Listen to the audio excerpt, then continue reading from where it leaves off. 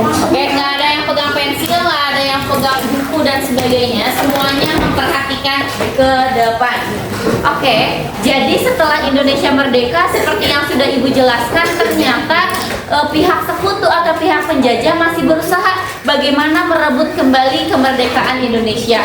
Akhirnya dengan adanya kemenangan-kemenangan pertempuran sebelumnya, akhirnya Indonesia menjadi semakin bersatu. Indonesia itu dibentuklah beberapa perundingan-perundingan yang dilakukan Indonesia untuk mempertahankan kemerdekaan. Salah satu perundingan pertama yang dilakukan Indonesia itu adalah perundingan yang dilakukan pada tanggal 10 sampai 15 November 1946 yang diadakan di Linggarjati, Jawa Barat. Linggarjati, Jawa Barat ini tepatnya ada di daerah Cirebon, ya.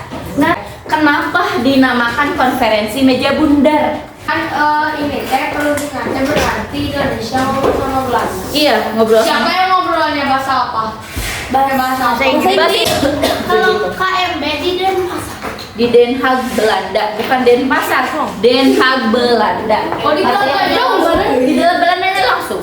Karena kan 3 perjanjian ini dilaksanakannya di di Indonesia. Akhirnya di perjanjian terakhir karena Indonesia kan pengen berdamai sama Belanda, akhirnya Indonesia yang datang ke Belanda diwakili oleh 3 orang tadi. Muhammad Hatta, Supomo, dan Muhammad Rum.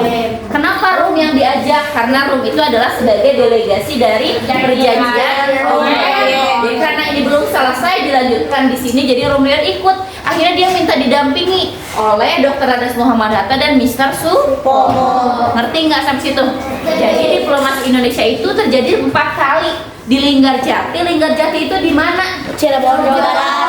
Oke, kalau Renville kenapa diberi nama perjanjian Renville? Karena yang kapal Amerika Serikat yang bernama USS Dilaksanakan di kapal Amerika Serikat USS Renville. Kalau dinamakan Romroyon itu berasal dari delegasinya, delegasi Indonesia, dari nama delegasi Indonesia dan delegasi Belanda.